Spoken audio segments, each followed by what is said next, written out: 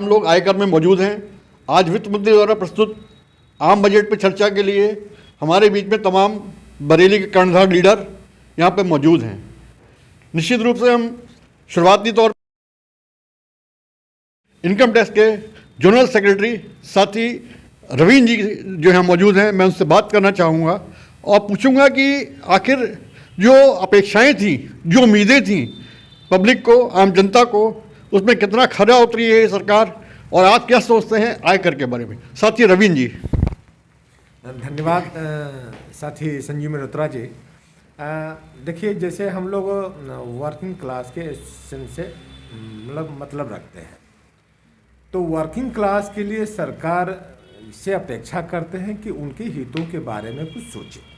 जैसे income tax से, जैसे बजट में इनकम टैक्स में हमारे लिए क्या छूट होना चाहिए था, स्टैंडर्ड डिडक्शन में हमारे लिए क्या छूट होना चाहिए था, या अथवा अन्य जो सुविधाएं हमें मिल सकती थी उस पर क्या सरकार का रुख हो सकता था। लेकिन इन सारे मुद्दों पर हमने ये पाया कि इसमें सरकार मम रही, चुप रही, जो हमारे हित में नहीं रही।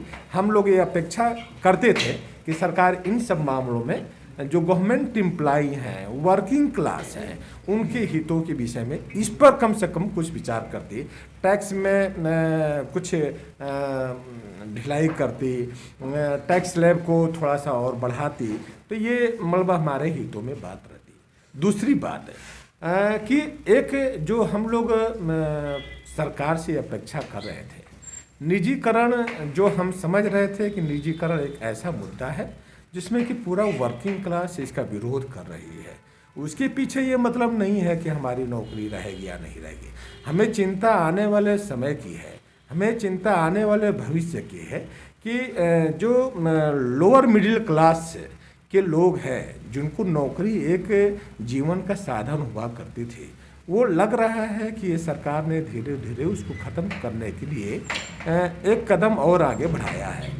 जैसे आर्थिक सर्वेक्षण में मैंने जो देखा, या अथवा आज जो बजट में मैंने देखा, उस बजट में सरकार की एक मंशा जो चीज़ों को विनिवेश करने की तरफ चल रही है, वो मतलब सरकार की पॉलिसी हो सकती है, लेकिन हमारे कर्मचारी के हितों में या हमारे कर्मचारी के परिवार के हितों में ये कदापि नहीं सही है।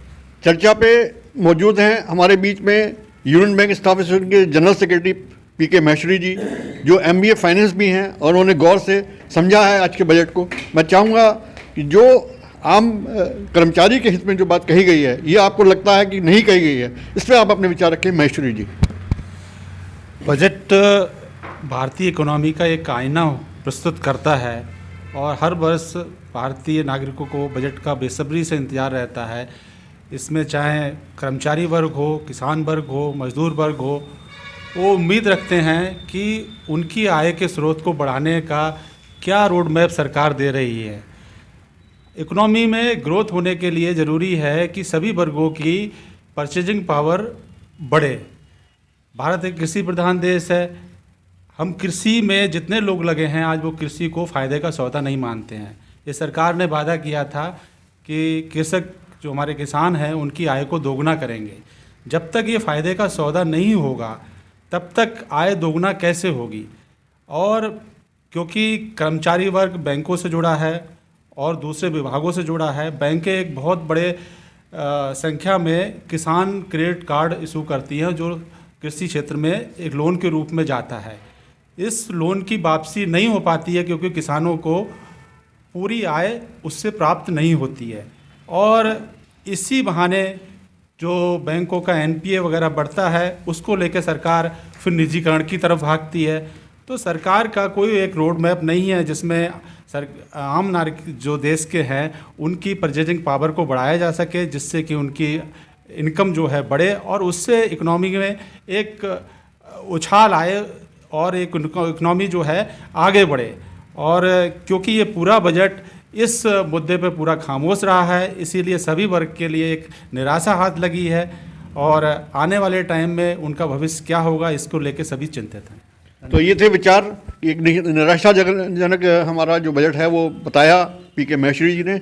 हमारे बीच में राज्य कर्मचारियों की ओर से मौजूद हैं सुनील जैन साहब राजकारण संयुक्त परिषद के अध्यक्ष हैं, उन्होंने भी बजट का थोड़ा अध्ययन किया होगा, मैं चाहूँगा कि वो अपनी बात रखें। आज के बजट में राज्य कर्मचारी के लिए कोई भी राहत नहीं दी गई है।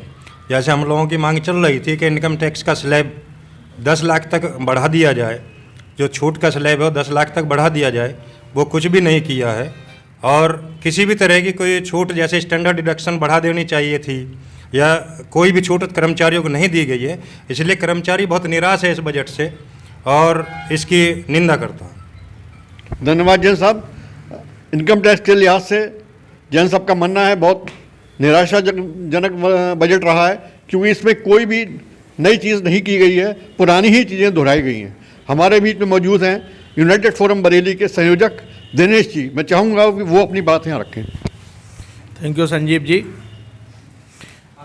इनकम टैक्स में जैसे मेरे साथी लोग कह रहे हैं, ये जो रिबेट है वो कम से कम जो इस बार इन्होंने 5 लाख रखी थी, एक तो 5 लाख का भी क्लियर नहीं है। जो हम लोग एम्प्लॉइज हैं इनको पता ही नहीं रहता कि हम 2.5 लाख तक रहे, 5 लाख इसको बढ़ाना था, स्टैंडर्ड डिडक्शन को बढ़ाना था। और उससे भी बड़ी बात है कि आज जितना भी एम्प्लॉइज है वो लोन, हाउसिंग लोन तो हर व्यक्ति ने ले रखा है, तो हाउसिंग लोन पर हमको कम से कम जो 1.5 लाख है उसकी बात चल रही थी कि 2 लाख तो कम से कम हो गए। आज छोटा से छोटा आदमी को मकान 50 लाख का एन एवरेज आता है, 50 लाख पे 3 लाख का इंटरेस्ट मिनिमम। बैंक के एम्प्लॉइज को जो 6% देता है उसका भी इंटरेस्ट 3 लाख रुपए बैठता है, तो 1.5 लाख की छूट मिलती है। 1.5 लाख रुपए उसे अपने पास से बेयर करना पड़ता है, उसे कम से कम 2 लाख या 2.5 लाख तक बढ़ानी चाहिए थी, वो भी इस बैंक ने। और न ही वित्त मंत्री महोदय ने जो अभी 2 महीने के लिए या इस फाइनेंशियल ईयर के लिए बैक रोल किया था कि हम जो प्राइवेटाइजेशन है 2 बैंकों का, हमें ये उम्मीद थी कि उसको ये अपने वापस लेंगे, लेकिन लोगों के प्राइवेटाइजेशन में उन्होंने निराशा जाहिर की है और उसको वापस नहीं किया। बजट पे चर्चा के लिए हमारे ट्रेड यूनियन फेडरेशन की उप महामंत्री और बीमा कर्मचारी संघ की जनरल सेक्रेटरी गीता शान जी यहाँ मौजूद हैं। यूँ तो उन्हें किसी परिचय की ज़रूरत नहीं थी, लेकिन मैं चाहूँगा कि गीता जी आज अपनी बात थोड़ा विस्तार से रखें। धन्यवाद संजीव जी। जो ये बजट है तो इस बजट को हमें इसी रोशनी में देखना चाहिए कि अभी पिछले दिनों एक रिपोर्ट आई है कि 1 साल के अंदर देश में 40 नए अरबपति पैदा हो गए और 4.5 करोड़ लोग मध्यम वर्ग से गरीबी की रेखा में चले गए। तो जो ये बजट है उसी आर्थिक नीति का प्रतिनिधित्व करता हुआ ये वाला बजट भी आगे बढ़ रहा है। और इस बजट के बाद जब हम अगले बजट पे बात कर रहे होंगे तो इस देश में कुछ नए अरबपति होंगे और कुछ नए करोड़ों लोग होंगे जो मध्यम वर्ग से गरीब वर्ग में चले जाएंगे, क्योंकि ये बजट रोजगार सृजन की क्षमताओं को अपने अंदर नहीं रखता है। इसमें रोजगार सृजन नहीं है, रोजगारों की परिभाषा नहीं है। बहुत छोटे छोटे 100 रुपये रोज़, 150 रुपये रोज़ की मजदूरियों को अब ये सरकार रोजगार के दर्जे में रखने लग गई है। और इनकम टैक्स की भी जहाँ तक बात है, इनकम टैक्स में छूट की बात है, तो ये छूट ना तो इस बजट में मिली है और ना ये छूट भविष्य में मिलने वाली है। हम सब लोगों को ये बात समझ लेनी चाहिए, क्योंकि जिस रास्ते पर ये इकोनॉमिक पॉलिसी जा रही है इसमें अब जो मिडिल क्लास है यही वो हिस्सा है समाज का कि जिसके पास थोड़ा बहुत कुछ है और इसे सरकार निचोड़ कर इसी को तो गरीब वर्ग में भेजा जाएगा, इसलिए इसको लगातार निचोड़ा जाना सुनिश्चित है। हालांकि अगर इनकम टैक्स में कुछ छूट दी जाती, कुछ राहत दी जाती तो कर्मचारियों की भी कुछ डिस्पोजेबल इनकम बढ़ती, जिससे कि बाज़ार में मांग बढ़ती और रोजगार सृजन भी हो सकता था और अर्थव्यवस्था में कुछ सुधार आ सकता था। ये सरकार जनता के मुद्दों को हल किए बगैर आगे बढ़ जाना चाहती है और जैसा कि निजीकरण के तमाम विरोध के बावजूद जिस हठ धर्मिता से सरकार आगे बढ़ रही है वो निश्चित तौर पर ये हमें आने वाले समय का संकेत दे रहा है कि ये देश बहुत बड़े संकट में पहले ही फंस चुका है। ये देश बिल्कुल दिवालिया होने की कगार पर जा रहा है, क्योंकि निजीकरण से क्या होगा? निजीकरण से केवल नौकरियां जाने का सवाल नहीं है, निजीकरण इस गरीब देश को और गरीब बना देगा। गरीब आदमी निजीकरण का बोझ नहीं उठा सकता।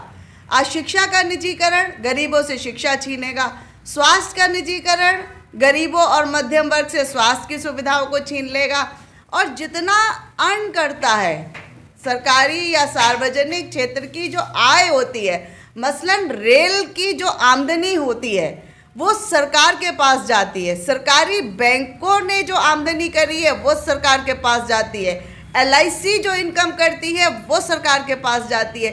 जब इन तमाम क्षेत्रों का निजीकरण हो जाएगा तो सरकार के पास आने वाली इस आमदनी के स्रोत बंद हो जाएंगे, और जब ये स्रोत बंद हो जाएंगे तब इस सरकार को सरकार चलाने के लिए जो पैसा चाहिए होगा उस पैसे का बोझ इस देश की जनता पर तमाम टैक्सेस के द्वारा आएगा। जैसे आप आए दिन सुनते हैं कि अब कपड़ों पे टैक्स लगेगा, अब जूते चप्पल पे भी टैक्स लगेगा, हवाई चप्पल पे भी टैक्स लगेगा, जिन दवाइयों पे पहले टैक्स नहीं लगता था अब उन पे भी टैक्स लगेगा, कॉपी पेंसिल स्टेशनरी पे टैक्स बढ़ेगा, तमाम चीज़ों पे टैक्स बढ़ेगा या नए टैक्स सृजित होंगे। तो ये नए टैक्स क्या हैं? नए टैक्स एक्चुअली इस देश का जितना गवर्नमेंट और पब्लिक सेक्टर है ये तकरीबन 9 लाख करोड़ रुपए हर साल इस देश की सरकारों को विभिन्न तरीकों से देता है। जब आप सारा प्राइवेटाइजेशन कर देंगे तो ये 9 लाख करोड़ रुपए की जो कमी आएगी सरकार के पास, इस कमी को सरकार कहाँ से पूरा करेगी?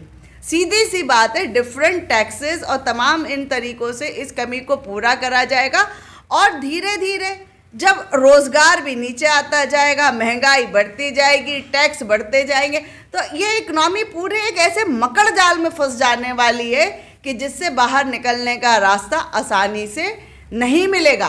तो इसलिए सरकार को समझना चाहिए और इस देश की जनता को भी समझना चाहिए कि आप आर्थिक मुद्दों को हल करे बगैर अगर आप कोई भी सभ्यता संस्कृति का निर्माण करना चाहते हैं या कुछ भी करना चाहते हैं तो कुछ भी करने के लिए इंसान का जिंदा रहना ज़रूरी है, जिस्म और सांसों के बीच एक रिश्ता कायम रहना ज़रूरी है, जिसके लिए रोज़ी रोटी ज़रूरी है। तो आगे आने वाले समय में हम लोग उम्मीद करेंगे कि सरकार से तो आशा नहीं है लेकिन हाँ संघर्षों से आशा है हमें कि जिस तरीके से इस देश के कर्मचारी, नौजवान, छात्र, किसान तमाम लोग संघर्ष की एक नई परंपरा को रच रहे हैं। जैसे किसान आंदोलन ने स्वतंत्रता आंदोलन के बाद का सबसे बड़ा संघर्ष का इतिहास रचा। अभी हम लोगों ने देखा कि किस तरीके से NTPC और RRB के मुद्दे पर नौजवान सड़कों पर निकल कर आए, कल और तमाम लोग सड़कों पर निकल कर आएंगे। तो ये आंदोलन ही उम्मीद है हमारी, हमें किसी सरकार से उम्मीद नहीं है, किसी बजट से उम्मीद नहीं है। और क्योंकि मैं LIC की कर्मचारी हूँ तो हम लोगों के लिए तो एक बहुत ही दुखद पहलू है कि LIC का IPO लाने की घोषणा की गई है। LIC का IPO आप समझिए तो कि ये लोग दावा करते हैं कि ये भ्रष्टाचार से मुक्त है। जो संस्था हर साल 4 से 5 लाख करोड़ रुपए इस सरकार को निवेश के लिए खुद देती है हर साल, उसके 10% IPO को बेचकर ये 1 लाख करोड़ रुपए कमाना चाहते हैं। तो क्या ये कौन सा अंक गणित है, ये कौन सा अर्थशास्त्र है? और LIC बीमा, जीवन बीमा जोखिम की सुरक्षा करता है, आपको जोखिम सुरक्षा देता है इस देश के लोगों को। उसे शेयर बाजार में ले जाने का मतलब क्या है कि आप जोखिम से सुरक्षा को सट्टे बाजार में ले जाएंगे। जो सबसे ज़्यादा जोखिम की जगह है उस जगह आप इंश्योरेंस जैसे इंडस्ट्री को ले जा रहे हैं, जहां लोगों को अपना रिस्क कवर चाहिए होता है, वो सबसे ज़्यादा रिस्क में। तो ये बिल्कुल अंधाधुंध है, ये कॉरपोरेट की सरकार है। हमें ये गलतफहमी ही छोड़ देनी चाहिए कि ये इस देश की जनता का प्रतिनिधित्व करते हैं, ये केवल इस देश की जनता को बरगलाते हैं और उनके जरिए ये सरकार तक पहुंचते हैं, कॉरपोरेट से पैसा लेते हैं और ये कॉरपोरेट के लिए काम करते हैं। बिल्कुल साफ साफ बात इतनी है कि गीता शान जी के कि अगर IPO आएगा तो उसका नुकसान पूरे देशवासी झेलेंगे, इसमें कोई दो राय नहीं है। वर्कर्स फ्रंट भी ये सोचता है, वर्कर्स यूनिटी भी ये कहती है कि निजीकरण या IPO लाना किसी समस्या का समाधान नहीं हो सकता। आज हमारे इस चर्चा में मौजूद हैं स्टेट बैंक के साथी नवीन कुमार जी जो यहाँ रीजनल सेक्रेटरी हैं, युवा साथी हैं। मैं चाहूँगा रवीन जी इस आम बजट में अपनी यहाँ बात रखें। धन्यवाद संजीव जी। जो सरकार बजट लाई है वो बहुत ही निराशाजनक बजट है और हम लोग अपेक्षाएं करते हैं सरकारी कर्मचारी कि हमें स्टैंडर्ड डिडक्शन की छूट और तमाम चीज़ों पर छूट मिले, लेकिन 4 जो मुद्दे हैं इनके सरकारी कर्मचारियों के लिए, वो बिल्कुल कोई उनमें चेंज नहीं हुआ। स्लैब चेंज बिल्कुल नहीं हुआ, बेसिक लिमिट चेंज नहीं हुई, कॉर्पोरेट टैक्स रिडक्शन नहीं, स्टैंडर्ड डिडक्शन इनकी बिल्कुल सब इन्होंने खारिज कर दिया बिल्कुल। और हमारे घरेलू उत्पादों पर इन्होंने चार्जेस बढ़ा दिए हैं इस टैक्स के बजट पे। तो ये बहुत ही निराशाजनक बजट है। और एक आम आदमी जो होता है जिसकी आय 2.5 से 5 लाख और 5 से 7.5 लाख के बीच में रहती है, तो वो उसमें कोई उसमें बदलाव नहीं हुआ है। तो ये हम तो ये कहेंगे कि ये पूंजीपतियों की सरकार है। जैसा सोचा था इन्होंने बिल्कुल वैसा ही करा है। आगे आर्थिक स्थिति को ये ख़राब करने की पूरे उस पे है। निजीकरण के मुद्दे पर इन्होंने बिल्कुल कोई स्टैंड नहीं लिया है। हम लोग चाहते थे कि जो बैंकों का निजीकरण ये लोग करने पर आमादा हैं, शायद बजट में इसके लिए कुछ प्रावधान होगा या कुछ रखेंगे, लेकिन कोई चर्चा इस पे नहीं रही। तो हम इससे बिल्कुल होपलेस हैं और ये बजट बिल्कुल हमारे लिए निराशाजनक है। हमारे युवा साथी स्टेट बैंक के अपने विचार बता रहे थे और उन्होंने इसे एक होपलेस बजट बताया। आयकर कार्यालय के आयकर महासंघ के जिलाध्यक्ष जायसवाल जी, AK जायसवाल जी यहाँ मौजूद हैं। मैं चाहूँगा कि वो इस बजट पे अपनी यहाँ बात रखें। धन्यवाद वरिष्ठ साथी। ये बजट मुख्य रूप से अगर 3 धाराओं में बांटा जाए तो इस बजट से घरेलू तबके को, केंद्रीय कर्मचारियों को, राज्य कर्मचारियों को और कॉरपोरेट घराने को इस बजट से बहुत उम्मीदें थीं। लेकिन इस बजट की बात की जाए तो ये बहुत सालों का अगर देखा जाए तो ये बजट बहुत ही कम पीरियड का रहा, लगभग सिर्फ 1.5 घंटे में ही बजट समाप्त हो गया। इससे पता चलता है कि सरकार के पास बहुत कुछ देने और बहुत कुछ कहने के लिए भी शायद अब समय नहीं रह गया है। तो ये बहुत ही निराशाजनक बजट रहा। इससे ना तो किसी कर्मचारी संगठन को इससे बहुत ही ज़्यादा फ़ायदा है। एक फ़ायदा अगर कहा जाए तो स्टेट गवर्नमेंट में 14% जो NPS की कटौती होती थी, उसमें जो रिलीफ मिलती थी वो 10% की थी। तो उसको सेंट्रल में 14% की थी और स्टेट में 10% की ही डिडक्शन की रिलीफ मिलती थी। उसको इन्होंने ये एक तरीके से कहा जाए तो फ़ायदा नहीं है, ये गलती थी पिछले सालों की। तो हमारे स्टेट गवर्नमेंट के जो साथी थे वो सफ़र करते थे और 4% का एक्स्ट्रा टैक्स उन्हें देना पड़ता था। अब वो 14% की रिलीफ उन्हें भी मिलेगी। तो ये एक विसंगति को इन्होंने सही किया है। बाकी ना कोई स्टैंडर्ड डिडक्शन में जो बहुत लोगों की मांग थी वो सही हो पाई है। 2.5 से 5 लाख का अभी भी 5 लाख से ऊपर की अगर है तो आपको 2.5% के टैक्स में आना पड़ेगा। इससे कॉर्पोरेट जगत को भी बहुत उम्मीदें थी कि बहुत बड़े कॉर्पोरेट टैक्स से रिलीफ मिलेगी, लेकिन सरकार उस दिशा में कुछ कर नहीं पाई है। जहाँ तक कर्मचारी संगठन की बात है तो हमें बहुत ही निराशा हुई है कि एक बार फिर सरकार को कुछ कहने के लिए कुछ नहीं था, लेकिन उन्होंने हमारी जो मांगे थी मांगों को न मानते हुए एक बार फिर विनिवेश की दिशा में आगे की ओर कदम बढ़ाया है। एयर इंडिया में विनिवेश, साथ ही 5G स्पेक्ट्रम में विनिवेश और LIC का IPO, यह सरकार की आज की बजट की 3 मुख्य चीज़ें थी जो आकर्षण थी। वो कर्मचारी महासंघ इन तीनों का सदियों से विरोध करता रहा और आगे विरोध करेगा। इस दिशा में यह बजट बहुत ही निराशाजनक रहा, खासकर कर्मचारी महासंघ की ओर से। बरेली शहर के तमाम बड़े श्रम संगठनों के पदाधिकारी यहाँ एक निराशाजनक होपलेस बजट इसको बता रहे हैं, आज के आम बजट को। अब बजट प्रस्तुत करते समय सरकार की नीयत क्या रही होगी ये तो नहीं जानते, लेकिन ये हमारा दुर्भाग्य है कि सरकार ने वो चीज़ें रखी हैं जिसको कर्मचारी वर्ग हमेशा से विरोध करता आया है। आने वाले समय में ये प्रखर विरोध कितना आगे बढ़ेगा ये तो समय बताएगा। इस बीच हमारे रेलवे के साथी ट्रेड यूनियन फेडरेशन के उप महामंत्री मुकेश सक्सेना जी मौजूद हैं। तो रेलवे में इस बजट को किस तरह से लिया जा रहा है? आयकर की जो सीमा है नहीं बढ़ी है, उसको आप कैसे देख रहे हैं? साथी मुकेश जी। धन्यवाद संजीव जी। आज जो बजट भारत सरकार ने पेश किया है उसमें बहुत ज़्यादा जोर उसने निजीकरण पर दिया है और निजीकरण में भी PPP मॉडल पर जो जोर दिया है उससे लगता है कि सारी रेलवे को ही प्राइवेट कर देंगे और उन्होंने घोषणा की हम सैकड़ों गाड़ियाँ प्राइवेट चलाएंगे। तो मैं ये कहना चाहता हूँ और जनता को भी बताना चाहता हूँ कि ये रेलवे ऑर्गेनाइजेशन जो है वो एक सोशल ऑर्गेनाइजेशन है। यहाँ पर सामाजिक गतिविधियाँ ज़्यादा होती है, तरह तरह के लोगों, विकलांगों को, सीनियर सिटीजन को सब्सिडी दी जाती है, मिलिट्री काफ़ी सस्ता सामान ढोया जाता है और बहुत तरह की सब्सिडी दी जाती है। ये कॉमर्शियल ऑर्गेनाइजेशन नहीं है और ये रेलवे को पूरी तरह कॉमर्शियल ऑर्गेनाइजेशन बनाने के ऊपर तुले हुए हैं। बेचने की पूरी इनकी नीयत है रेलवे की, और जबकि रेलवे में लगातार मुनाफा हो रहा है, कोई घाटा नहीं हो रहा है। सरकारी कर्मचारी जो रेलवे का कर्मचारी है वो जितनी मेहनत से काम करता है और प्राइवेट वाला 5,000 और 7,000 में जब वो काम करेगा, पेंट्री कार में जिस समय वो काम करता है, इस समय प्राइवेट वाले देखिए आप तरह तरह के धमका के लोग पैसे वसूलते हैं। और रेलवे कर्मचारी अपनी ईमानदारी से काम करता था। ये रेलवे को बेचने की साजिश है पूरी तरह से, और जो उन्होंने अपनी इस बजट में दिखा भी दिया है पीपीपी मॉडल के जरिए। दूसरा मैं कहना चाहूँगा कि जो सरकारी कर्मचारी, चाहे स्टेट का हो चाहे वो केंद्र का हो, इनकम टैक्स की आयकर की जो सीमा है वो 10 साल से वहीं की वहीं स्थिर है। कोई इसके बारे में ध्यान नहीं देता है, कोई सोचता नहीं, जबकि कर्मचारी लगातार अपनी एक एक पैसे की इनकम उसकी सामने होती है और कोई छुपा नहीं सकता। बाहर का जो वर्ग है वो आप जानते हैं किस तरह से रोज़ छापे पड़ते हैं, अपनी इनकम छुपा लेते हैं, कहाँ का नोट निकल रहे हैं, करोड़ों रुपए, अरबों रुपए निकल रहे हैं, तो छुपा लेते हैं इनकम। लेकिन सरकारी कर्मचारी कोई एक पैसे की इनकम छिपा नहीं सकता है, उन्हीं के ऊपर ये सारा बोझ, सारे टैक्सेस उन्हीं के ऊपर लादे जाते हैं।